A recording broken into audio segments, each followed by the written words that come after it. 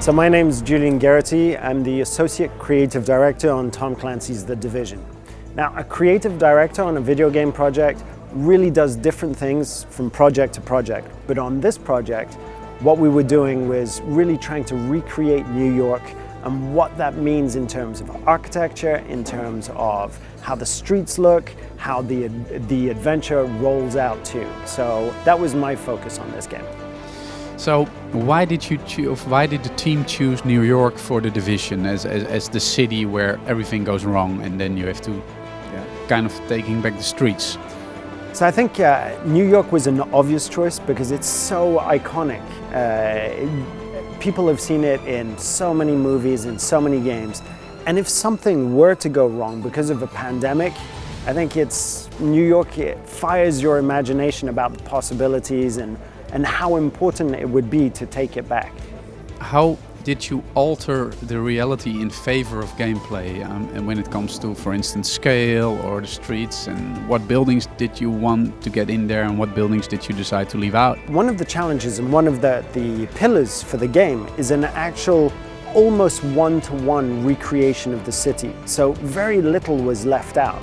But what we had to do in terms of gameplay was make sure that there was enough covers everywhere because it's a cover-based shooter. So, streets are deserted, but there are a lot of parked cars. And when you go inside of buildings, maybe it was a field hospital, so you have hospital beds that you can take cover behind and that type of thing. But in terms of our approach to the city, we wanted to recreate it as closely as possible. How do you came up with the idea to tell the different stories? Because, of course, it's an online game. You can play it alone, you can play it in co-op, you can play it with other people, against other people. So you couldn't use like traditional cutscenes as you would in a traditional single-player game. So one of the challenges with a completely open world game, a non-linear game that's also multiplayer enabled, you can play all of the events cooperatively, is to tell a compelling story. And yes, we do have cutscenes from time to time that'll advance the story, but what we really did was to divide the story into 3 different story threads.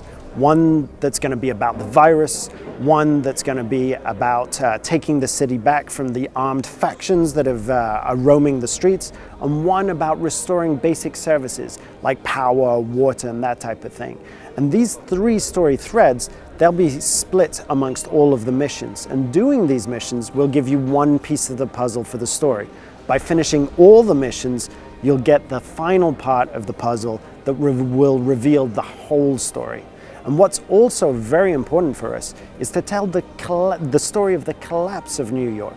And we do that with echoes, which are holographic recreations of memories, with phone logs, with dossiers containing agent profiles, things like that. So there's a real history of how New York collapsed. Nothing to be afraid of. Whoever could drink the other one under the table lives. So this is a real good offer for one of you. It's very simple. Just a little friendly competition. You each got a shot there. Just a little game of pin the axe on the piggy. How about 10 points if you get him in the arm? You worked with Ubisoft for a long time.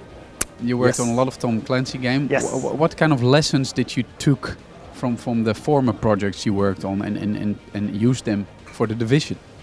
I think working on Tom Clancy games, there are a few values that you have to keep in mind. Things that really make the difference between a Tom Clancy game and another military game. First one is plausibility, realism.